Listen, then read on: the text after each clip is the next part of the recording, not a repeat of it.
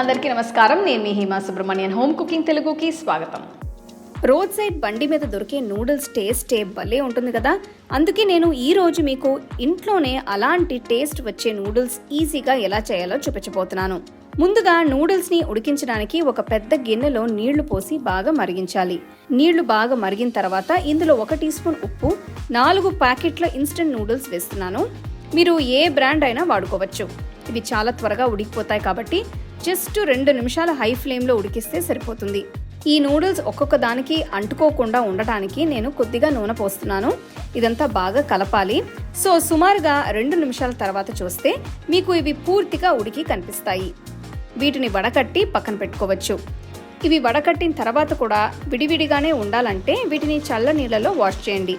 అప్పుడు మీకు ఇవి మెత్తగా అయిపోకుండా అదే టెక్స్చర్తో పర్ఫెక్ట్గా ఉంటాయి.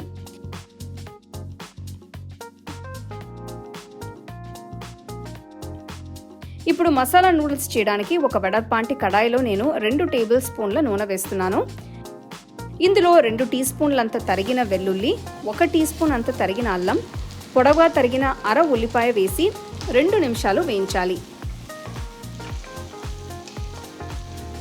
ఆ తర్వాత అరకప్పంత సన్నగా తరిగిన క్యారెట్,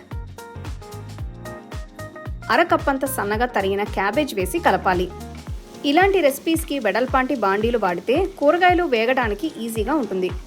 తర్వాత 1/2 కప్పంత పొడవుగా తరిగిన రెడ్ క్యాప్సికం, 1/2 కప్పంత పొడవుగా తరిగిన గ్రీన్ క్యాప్సికం వేసి 2-3 నిమిషాలు వేయించాలి.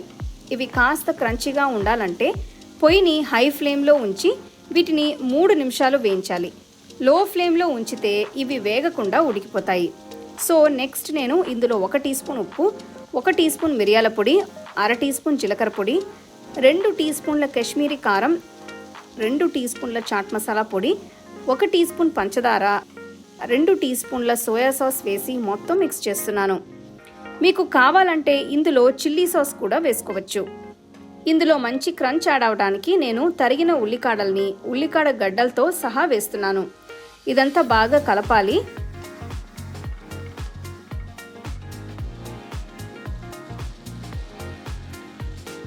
నెక్స్ట్ 2 ఫ్లాట్గా ఉన్న గరిటెలు తీసుకుని నూడిల్స్ని ఇలా జెంటిల్గా టాస్ చేయాలి.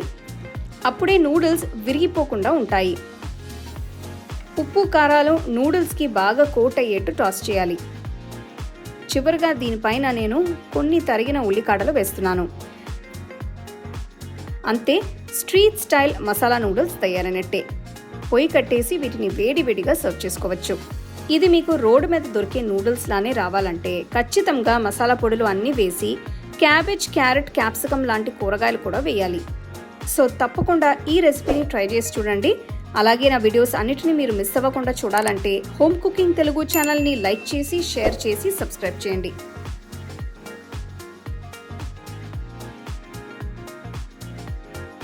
The second edition of our home cooking book is now available on our website 21frames.in. I'll give you the link in the description. You can go and check it out. The book is currently available only in India for now, so you can place your orders on 21frames.in.